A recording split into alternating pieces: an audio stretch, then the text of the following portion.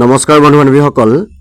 পুনৰবাৰ সকলোকে স্বাগতম জনাইছোঁ আমাৰ জব এডুকেশ্যন ইউটিউব চেনেল জ্ঞান পোহৰলৈ।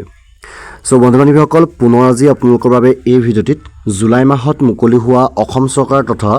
ভাৰত চৰকাৰৰ যি গ্ৰেড 3 আৰু গ্ৰেড 4 পদ, য'ত আপোনালোকৰ বাবে টোটেল 15,000তকৈ অধিক নতুন পদ মুকলি কৰিছে। গতিকে বৰ্তমান সময়ত জুলাই মাহত এই 15,000 প্লাছ পদখিনিৰ কাৰণে বৰ্তমান সময়ত আবেদন প্ৰক্ৰিয়া চলি আছে। গতিকে তাৰ কাৰণে আপোনালোকৰ কিমান শিক্ষাগত অৰ্হতা লাগিব আৰু এই 15,000 পদৰ ভিতৰত কি পদ আছে বা কি ডিপাৰ্টমেণ্টৰ ফালৰ পৰা এই গ্ৰেড 3 আৰু গ্ৰেড 4 পদসমূহ মুকলি কৰিছে, সকলোখিনি ভিডিঅ'টোৰ জৰিয়তে আমি আলোচনা কৰিম। আৰু এই পদখিনিৰ কাৰণে আমাৰ অসমৰ সকলো ল'ৰা ছোৱালীৰ কাৰণে এটা ভাল সুবিধা আহিছে। গতিকে এই অপৰচুনিটি আপোনালোকে নেহেৰুৱাব। গতিকে জুলাই মাহৰ ভিতৰতে আপোনালোকে এই পদখিনিৰ কাৰণে আবেদন কৰিব পাৰিব আৰু কি ধৰণে আপোনালোকে আবেদন কৰিব সকলোখিনি ভিডিঅ'টোৰ জৰিয়তে আপোনালোকক জনাবলৈ ট্ৰাই কৰিম। গতিকে ভিডিঅ'টো শেষলৈকে চাব বুলি আশা কৰিছোঁ আৰু ভিডিঅ'টো এটা লাইক কৰি আপোনালোকৰ বন্ধু বান্ধৱীলৈ ভিডিঅ' যিমান পাৰে শ্বেয়াৰ কৰিব। গতিকে বন্ধু বান্ধৱীসকল, ভিডিঅ'টো পলম নকৰি ব'লক আজি এই পদখিনিৰ কথা আপোনালোকক আমি বিতংভাৱে জনাবলৈ চেষ্টা কৰোঁ। বন্ধু বান্ধৱীসকল, পোনপ্ৰথমতে আপোনালোকৰ IBPS PO ভেকেঞ্চিৰ ফালৰ পৰা যি এখন নটিফিকেশ্যন মুকলি কৰিছে, ইয়াৰ অলপ তথ্য আপোনালোকক দি ল'ব লৈছোঁ। IBPS PO ভেকেঞ্চি 2026ৰ ফালৰ পৰা আপোনালোকৰ বাবে টোটেল 6,715টাকৈ নতুন ভেকেঞ্চি মুকলি কৰিছে, য'ত অফিচাৰ, মেনেজমেণ্ট, ট্ৰেইনি পোষ্ট এনেধৰণে কিছুমান মুকলি কৰিছে। আৰু এই পোষ্টখিনি আপোনালোকৰ প্ৰত্যেকটো বেংকত আপোনালোকৰ ভেকেঞ্চি হ'ব, য'ত আপোনালোকৰ bank of Baroda, bank of India, bank of Maharashtra, Canara bank, central bank of India, Indian bank reserve, Indian overseas bank, Punjab national bank, Punjab and Sind bank, UCO bank, union bank of India এনেধৰণে আপোনালোকৰ বেংকসমূহত মুকলি কৰিছে। আপোনালোকে এটা স্ক্ৰীনশ্বট ল'ব। ইয়াতে কোনটো কেটেগৰীৰ কাৰণে কিমানখিনি পোষ্ট মুকলি কৰিছে আপোনালোকে চাব পাৰে। ইয়াতে বেংক অফ বাৰোদাত এনেধৰণে আপোনালোকৰ পোষ্ট মুকলি কৰিছে, বা বেংক অফ ইণ্ডিয়াত এনেধৰণে মুকলি হৈছে, বা তাৰোপৰি আপোনালোকৰ পাঞ্জাৱ নেশ্যনেল বেংকত এনেধৰণে এইখিনি পোষ্ট মুকলি হৈছে। আৰু টোটেল যদি চাবলৈ যাওঁ, অল বেংক ৱাইজ যদি চাবলৈ যাওঁ, তেন্তে SC কেটেগৰীৰ কাৰণে আপোনালোকৰ মুকলি হৈছে 1,009টা পোষ্ট মুকলি হৈছে। তাৰপিছতে যি আমাৰ ST কেটেগৰী হয় তেওঁলোকৰ কাৰণে 502টা পোষ্ট মুকলি হৈছে। OBC কাৰণে 1,816টা পোষ্ট মুকলি কৰিছে প্ৰত্যেকটো বেংক ৱাইজ যদি আমি চাবলৈ যাওঁ। আৰু EWSত আপোনালোকৰ মুকলি কৰিছে 669টা আৰু জেনেৰেলত মুকলি কৰিছে 2,719টা পোষ্ট। এনেধৰণে আপোনালোকৰ বাবে টোটেল এইখিনি পোষ্ট আপোনালোকৰ কেটেগৰী ৱাইজ মুকলি কৰিছে। আৰু এতিয়া আপুনি কোনটো বেংকৰ কাৰণে এপ্লাই কৰে তাৰ ডিটেইলছ আপোনাৰ নিজৰ কেটেগৰী ৱাইজ আপোনালোকে ভালদৰে চাই ল'ব। SC, ST, OBC, EWS আৰু জেনেৰেল কোনটো কেটেগৰীৰ কাৰণে কোনটো বেংকত কিমান পোষ্ট মুকলি হৈছে আপোনালোকে ভালদৰে এটা স্ক্ৰীনশ্বট লৈ পিনে চাই ল'ব। ইয়াৰ পিছতে আপোনালোকে যদি এখন স্ক্ৰীনশ্বট মাৰে এইটো ভাল হ'ব, কাৰণ এখন যিখন তেওঁলোকৰ অফিচিয়েল নটিফিকেশ্যন তাৰ জৰিয়তে তেওঁলোকে এইখন চেণ্ড কৰিছে। গতিকে আপোনালোকে প্ৰত্যেকটো বেংক অৰ্থাৎ 11টা বেংকৰ আপোনালোকৰ কেটেগৰী ৱাইজ আপোনালোকৰ ভেকেঞ্চিবিলাক ইয়াতে দিয়া আছে, য'ত আপোনালোকৰ টোটেল 6,715টাকৈ নতুন বৰ্তমান ভেকেঞ্চি মুকলি কৰিছে। যোৱা বছৰ তেনেকৈ ধৰণে আপোনালোকৰ 6,000 পোষ্ট মুকলি কৰিছে, 24 চনত আপোনালোকৰ 5,900 এনেধৰণে, 23ত 3,200, 22ত 8,432টা এনেধৰণে প্ৰত্যেকটো বছৰ আপোনালোকৰ ভেকেঞ্চিবিলাক মুকলি কৰিছিলে। এতিয়া আমি আহিছোঁ ইয়াৰ যিখিনি ইলিজিবিলিটি ক্ৰাইটেৰিয়া, কেনেধৰণে আপোনালোকৰ ইলিজিবিলিটি থাকিব লাগিব। ইয়াৰ কাৰণে আপোনালোকে এজন গ্ৰেজুৱেশ্যন কেণ্ডিডেট হ'ব লাগিব, তেতিয়াহে আপোনালোকে এই পোষ্টখিনিৰ কাৰণে ইলিজিবল হ'ব। গতিকে যিসকলৰ কোৱালিফিকেশ্যন গ্ৰেজুৱেশ্যন আছে তেওঁলোকে এই পোষ্টটোৰ কাৰণে আবেদন কৰিব পাৰে, আৰু লগতে কম্পিউটাৰ আপোনালোকৰ নলেজ থকাটো ইয়াৰ কাৰণে জৰুৰী হ'ব। আৰু এপ্লাই কৰিবৰ কাৰণে আপোনালোকে এজন ইণ্ডিয়ান চিটিজেন হ'ব লাগিব, তেতিয়াহে আপোনালোকে এপ্লাই কৰিব পাৰিব। আৰু বয়সৰ সময়সীমাটো ইয়াতে উল্লেখ কৰিছে যে মিনিমাম বছৰটো আপোনালোকৰ 20 বছৰ হ'বলৈ, মেক্সিমাম বছৰটো আপোনালোকৰ 30 বছৰ বয়স ইয়াতে হ'ব লাগিব। এজ ৰিলেক্সেশ্যনবিলাক দিয়া আছে SC ST সকলক 5 বছৰ, OBC NCLক দিয়া আছে 3 বছৰ, PWDক দিয়া আছে 10 বছৰ, আৰু এক্স ছাৰ্ভিচমেন আৰ্মি পাৰ্চনেল হ'লে মানে আপোনালোকক দিয়া আছে 5 বছৰ এজ ৰিলেক্সেশ্যন। এপ্লাই কৰিবৰ কাৰণে আপোনালোকে ইয়াৰ যিটো অফিচিয়েল ৱেবছাইট হয় IBPS PO, আপোনালোকে তাতে গৈ হ'লেও আবেদন কৰিব পাৰে, বা আপোনালোকে আমাৰ ডেছক্ৰিপশ্যন যদি চেক কৰে তাতে আপোনালোকে এপ্লাই কৰা লিংকটো পাব, তাতে আপোনালোকে ক্লিক কৰি আপোনালোকে আবেদন কৰিব পাৰে। আবেদন কৰিবৰ কাৰণে আপোনালোকৰ যিটো সময়সীমা সেইটো আপোনালোকক উল্লেখ কৰিছোঁ যে আপোনালোকৰ যিটো সময়সীমা সেইটো আপোনালোকে আজিৰ পৰা অৰ্থাৎ 1 জুলাই তাৰিখৰ পৰা আপোনালোকে আবেদন কৰিব পাৰে। গতিকে আবেদনৰ সময়সীমা গতিকে এইখিনি সময়তে আছে। জুলাই মাহৰ যিহেতু ভেকেঞ্চি হয়, গতিকে জুলাই মাহৰ ভিতৰতে আপোনালোকৰ অনলাইন এপ্লিকেশ্যনটো অনুষ্ঠিত হ'ব আৰু আগষ্টত আপোনালোকৰ ইয়াৰ বাবে যিটো এক্সাম অনুষ্ঠিত হ'ব সেই এক্সামটো অনুষ্ঠিত হ'ব আৰু এপ্লাই কৰোঁতে আপোনালোকৰ SC ST PW সকলে দিব লাগিব 175 ৰুপিজ এটা এপ্লিকেশ্যন ফিজ আৰু জেনেৰেল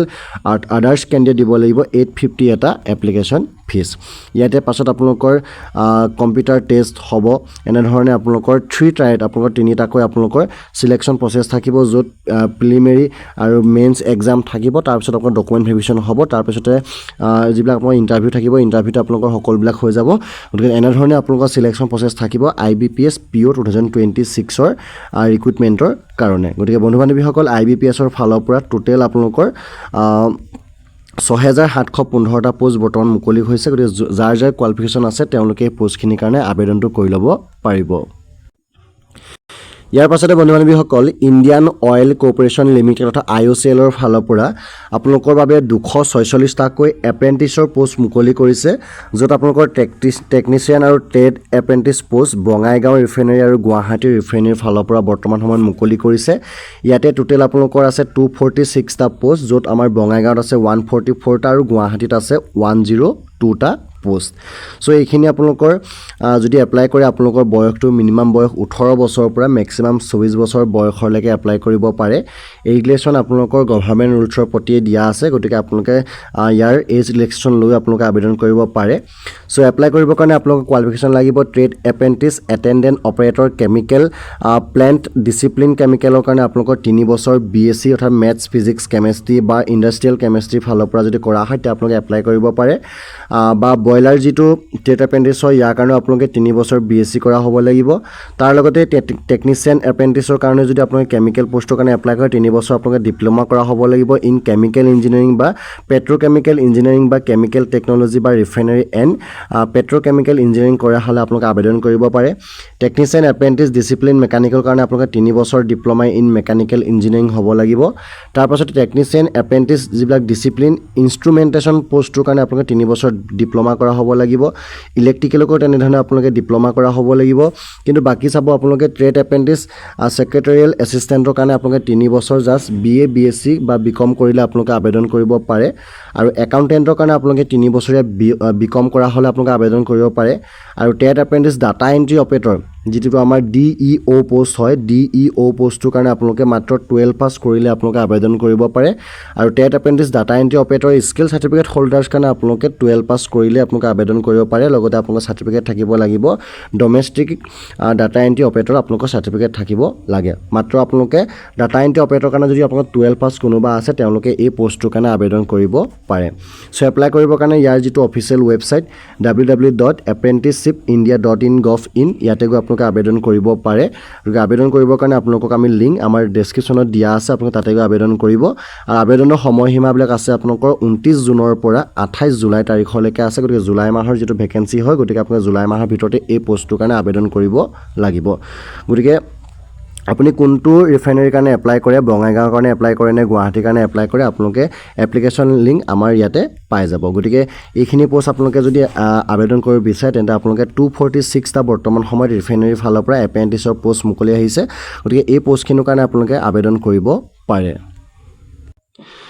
তাৰপাছতে বন্ধু বান্ধৱীসকল RRB অৰ্থাৎ ৰেলৱে ৰিক্ৰুটমেণ্ট বৰ্ডৰ ফালৰ পৰা যি আমাৰ এখন শ্বৰ্ট নটিফিকেশ্যন আহি আছিলে তাৰ বৰ্তমান সময়ত আপোনালোকৰ আবেদন প্ৰক্ৰিয়া চলি আছে 6585টাকৈ নতুন technician post RRB technician vacancy 2026ৰ ফালৰ পৰা বৰ্তমান মুকলি কৰিছে ইয়াতে টেকনিচিয়ান গ্ৰেড 1 ছিগনেলত 323টা পোষ্ট মুকলি আছে আৰু গ্ৰেড 3ত আপোনালোকৰ 6242টা পোষ্ট মুকলি হৈছে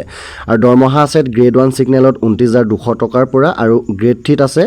19900 টকা আপোনালোকৰ পাৰ মান্থ এটো আপোনালোকৰ দৰমহা আছে সো বয়সৰ সময়সীমা গ্ৰেড 1 ছিগনেলৰ কাৰণে আপোনালোকৰ 18 বছৰৰ পৰা 33 বছৰ বয়সলৈ আবেদন কৰিব পাৰে আৰু গ্ৰেড 3 কাৰণে 18 বছৰৰ পৰা 30 বছৰ বয়সৰ কেণ্ডিডেটসকলে আবেদন কৰিব পাৰে সো আবেদন কৰিবৰ কাৰণে আপোনালোকৰ যিটো শিক্ষাগত অৰ্হতা টেকনিচিয়ান গ্ৰেড 1 ছিগনেলৰ কাৰণে আপোনালোকৰ বেচেলৰ ডিগ্ৰী কৰা হ'ব লাগিব physics electronics computer science information technology বা ইনষ্ট্ৰুমেণ্টেশ্যন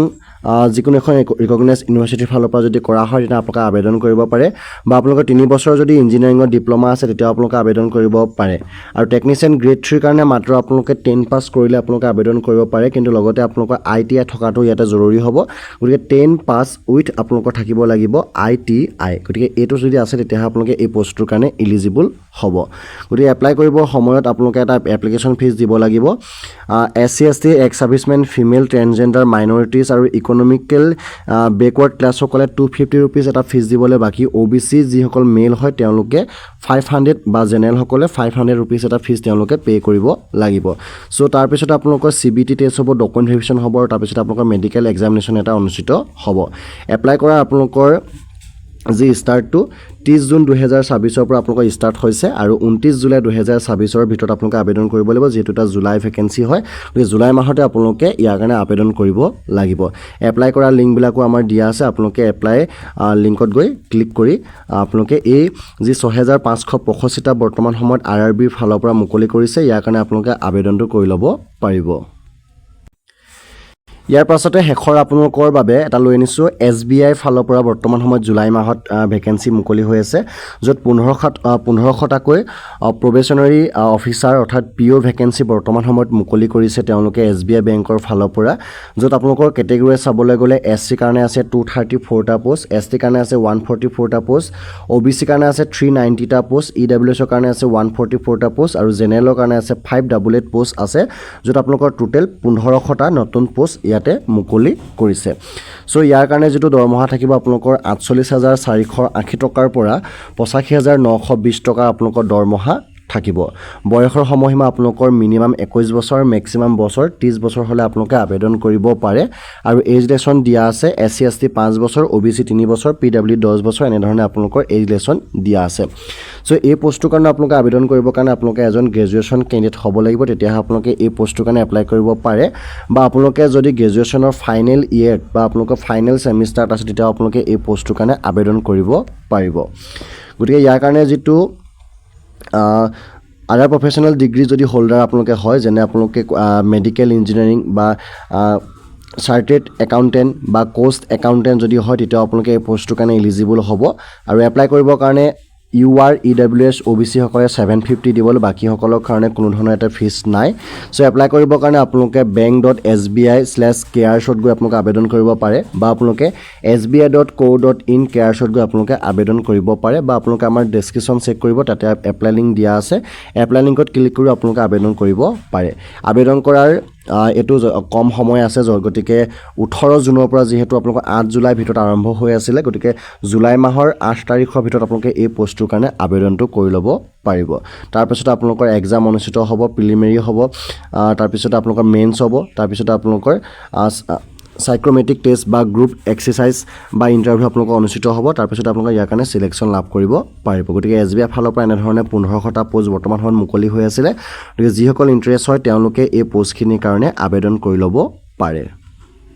গতিকে বন্ধু বান্ধৱীসকল বৰ্তমান সময়ত আপোনালোকৰ বাবে জুলাই মাহত অসম চৰকাৰ তথা ভাৰত চৰকাৰৰ ফালৰ পৰা গ্ৰেড 3 তথা গ্ৰেড 4 টোটেল 15000